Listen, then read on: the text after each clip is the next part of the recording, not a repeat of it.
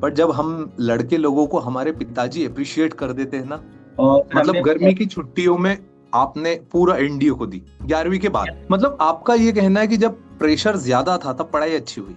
Okay okay, तो उसका support हमें नेशनल डिफेंस एकेडमी में बराबर मिला एग्जाम में। क्या शॉर्ट कमिंग्स थी, क्या काम था जो हम उस एक महीने के लिए छोड़ रहे थे, हमें वो करना चाहिए। सर उनको तो मैसेज बस यही देना चाहूंगा सर कि ये सब कुछ मेंटल है सर। मेंटली है, यू आर स्ट्रांग, तुम्हारे अंदर इतना डेडिकेशन है। Hello yes everyone, sir, yes जय sir. Hind. My name is Rahul Parmar. और आज हमारे साथ है एक हमारे पुराने स्टूडेंट और आज हमारे गेस्ट राम शर्मा। राम को अब मैं जीसी कहना ज्यादा प्रेफर करूंगा, जेंटलमैन कैडेट। कुछ ही दिनों में वो खड़गवासला जाने वाले हैं, नेशनल डिफेंस एकेडमी ज्वाइन करने वाले हैं। तो राम, सबसे पहले तो many many congratulation to you बेटा। आपकी सक्सेस के लिए आपने ऑल इंडिया रैंक 49 अचीव किया है। मेनी कॉन्ग्रेचुलेशन टू यू बेटा। Thank you sir, thank you sir. अच्छा, आपको प्रॉपर ऑडिबल हूँ, आवाज आ रही है आपको। Yes sir, you are audible perfectly fine. तो राम, मेरा सबसे छोटा क्वेश्चन आपसे कि जब आपको पता चला था कि आपने ऑल इंडिया रैंक 49 सिक्योर की है, उस समय कैसा फील कर रहे थे आप। सर इसको तो सर शब्दों में बयान नहीं कर सकते सर। वो फीलिंग सर एक ऐसी चीज है, वो फील ही किया जा सकता है सर। वो किसी को बताया नहीं जा सकता कि कैसा लग रहा था, कैसा फील कर रहा था। वो एक सर खुद में ही एक ऐसी चीज है जो सिर्फ फील की जा सकती है सर। सही बात है, लिटरली ये पॉइंट बिल्कुल सही बोला कि ये एक ऐसा मकाम है जीवन का कि जिसको कोई शब्द नहीं बने, कि जिसको मैं या आप मिलकर के बयां कर दे। एक खुशी होती है, और वो पेरेंट्स तो ज्यादा बेटर उसको फील किए होंगे। आपने जब अपनी मम्मी पापा को बताया होगा, क्या रिएक्शन था अंकल आंटी का। बहुत ज्यादा खुश थे सर। उस दिन जब बात की पिताजी से सर, तो हम्म। नॉर्मल जैसे मैं बात करता था, और उस दिन जब बात की मैंने, तो उसमें मुझे डिफरेंस दिखा, काफी डिफरेंस दिखा। अभी तक मैंने जितनी बार उनसे बात की थी, और जब मैंने उनको हम्म। रिजल्ट बनाया बताया, और उन्होंने तब मुझसे कंग्रेचुलेशन बोला, मतलब वो अरे अलग यार, ही फीलिंग थी। तो आंसू आ गए थे आंसू आ सर। जाते भाई, मतलब जैसा ऐसा नहीं होता ज्यादा। पर जब हम लड़के लोगों को हमारे पिताजी अप्रिशिएट कर देते हैं ना, तो एकदम से टप टप करके आंसू बहने लग जाते हैं, वो बहुत बड़ी बात होती। अच्छा, आपके घर में बैकग्राउंड में कोई ऑलरेडी आर्म्ड फोर्स के अंदर है।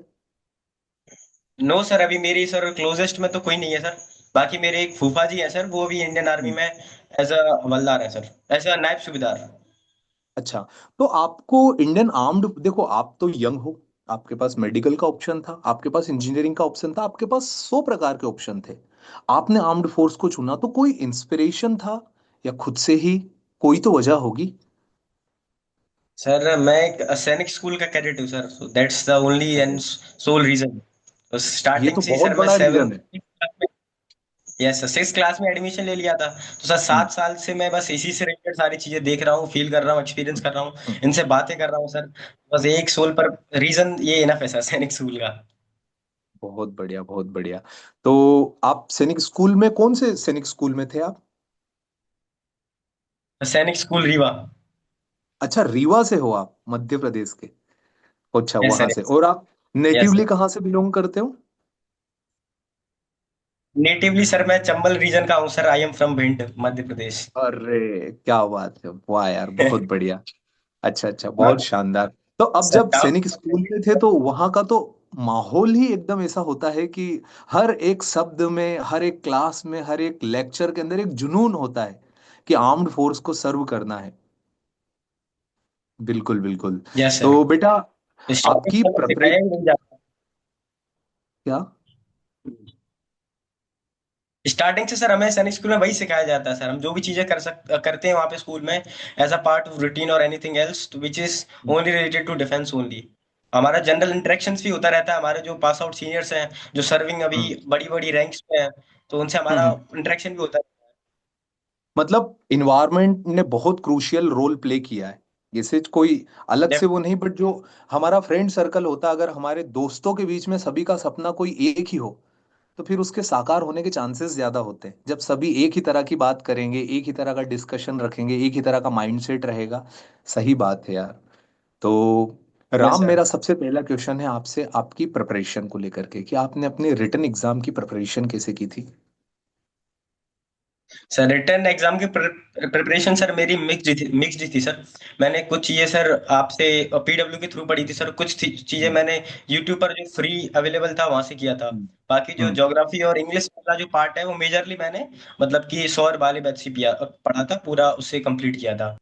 Sir it was my first attempt only sir, I M पर मैं क्या भी बात है। रिसेंटली 12th क्लास के एग्जाम दे के आ रहा हूँ सर। मतलब आपने ट्वेल्थ की एग्जाम दी और आपका पहला अटेम्प्ट था और आपने, वाह यार, बहुत बहुत बढ़िया। तो रिटर्न की प्रिपरेशन आपने जैसे ज्योग्राफी की बताई, इंग्लिश की, मैथमेटिक्स को आपने कैसे डील किया? मैथमेटिक्स सर मैंने सर यूट्यूब के थ्रू किया था सर।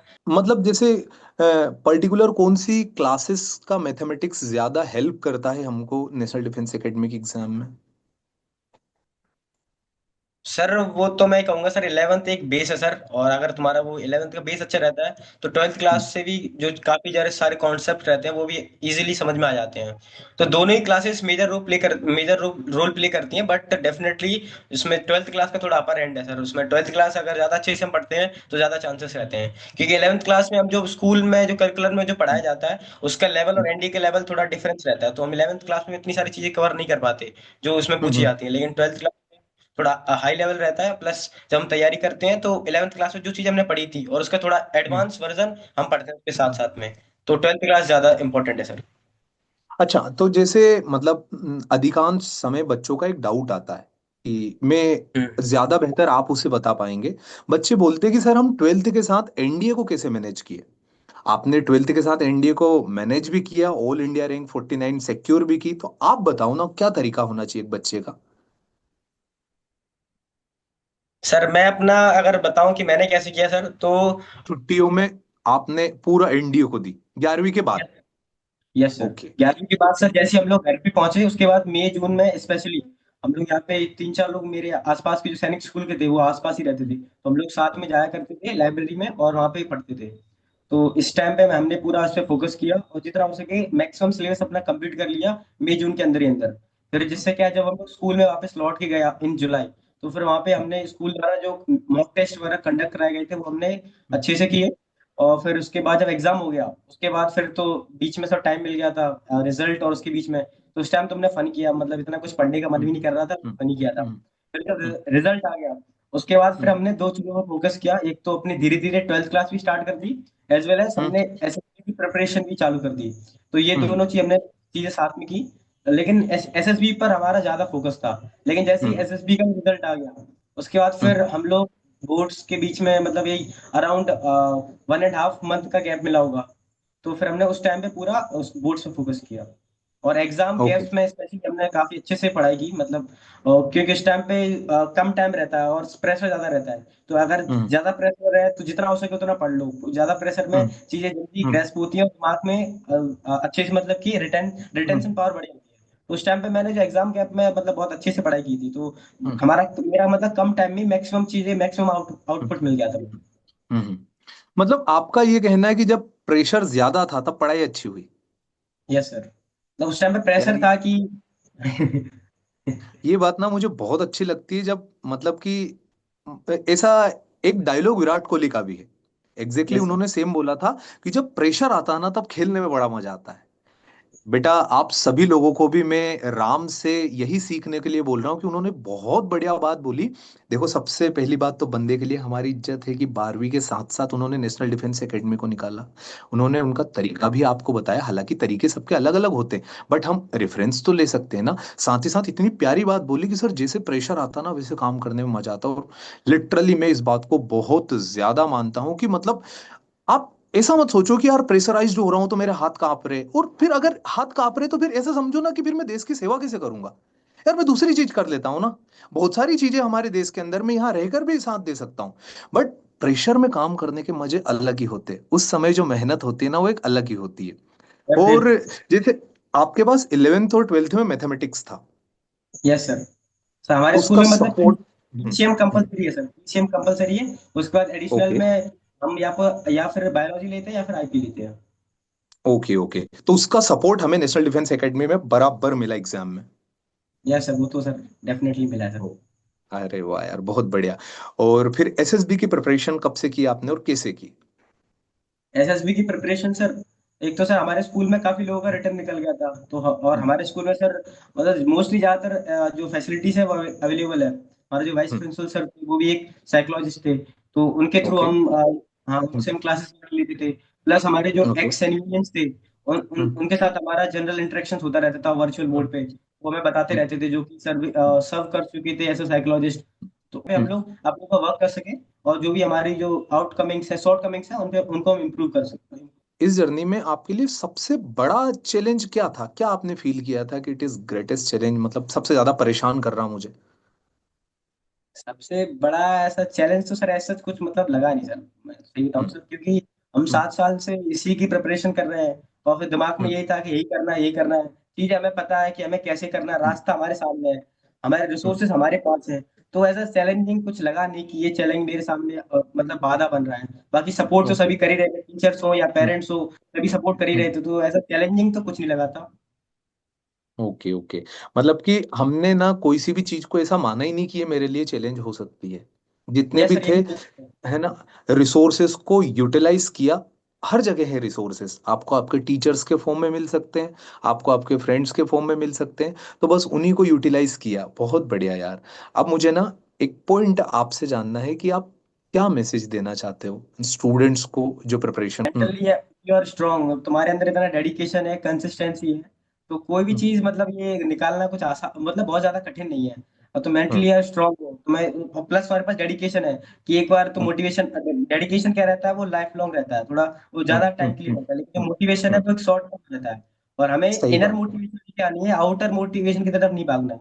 इनर मोटिवेशन हम्म, लेके आओ, डेडिकेशन रखो हम्म, और उसके साथ हम्म, साथ में कंसिस्टेंसी, क्योंकि बहुत बार क्या हम्म, होता है कुछ 2 4 दिन मोटिवेशन में डेडिकेशन में कर लिया फिर हम रुक गए, तो फिर इसका कुछ मतलब सही नहीं है। बात है। कंसिस्टेंसी सबसे ज्यादा जरूरी है। सही है। और फिर मतलब अगर एक तो, ये दोनों चीजें साथ में रहेंगी तो फिर हो जाएगा हमसे। ओके, मतलब एक तो कंसिस्टेंसी और दूसरा पेशेंस। मतलब यस सर। कंसिस्टेंसी का रिजल्ट उसी दिन नहीं मिल जाता, एक शांति भी मन में होना चाहिए। तो पहला तो डेडिकेशन, जैसा आपने बहुत बढ़िया बात बोली कि मोटिवेशन आता भी है ना, तो जैसे आता है वैसे मोटिवेशन चला भी जाता है। बट यस जो सर। हार्डवर्क के साथ जो मोटिवेशन मिलता है वो लॉन्ग टर्म चलता है। वही आपका डेडिकेशन में बदल जाता है। और वही डेडिकेशन जब पेशेंस के साथ किया जाए तो सक्सेस में बदल जाता है। तो कुछ यस सर। इस यस। तरह से तो, बिल्कुल। बहुत बढ़िया बेटा, बहुत अच्छा लगा आपसे बात करके। And once again many congratulation to you. आपने लिटरली बहुत अच्छा काम किया है। और देखो, अब तक तो क्या था कि हमारी मेहनत के दिन थे, अब हमारे जिम्मेदारी के दिन है। अब लिटरली यस सर। मतलब हम जैसे टीचर पढ़ा पा रहे, आप जैसे छोटे बच्चे पढ़ पा रहे, या फिर जो भी कुछ काम हो रहा है वो सिर्फ इसीलिए होगा क्योंकि आप वहां सुरक्षा करेंगे।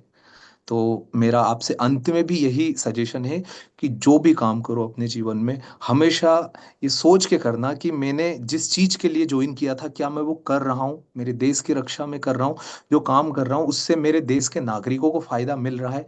इस चीज को हमेशा अपने दिमाग के अंदर रखना बेटा, क्योंकि देखो क्या होता है, जीत एक अच्छी बात है, बट जिम्मेदारी बहुत बड़ी चीज है। अब ना यस। आप एक एस्पिरेंट से चेंज होकर के एक जेंटलमैन कैडेट बन चुके हो। आपकी लाइफ बहुत एडवेंचरस होगी, बहुत नई नई चीजें आपको सीखने को मिलेगी।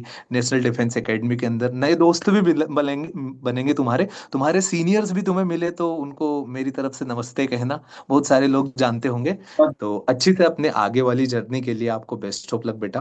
खूब आगे बढ़ो और खूब खुश रहो। Okay. Thank you sir. Thank you sir. Okay जय बेटा। हिंद। जय हिंद।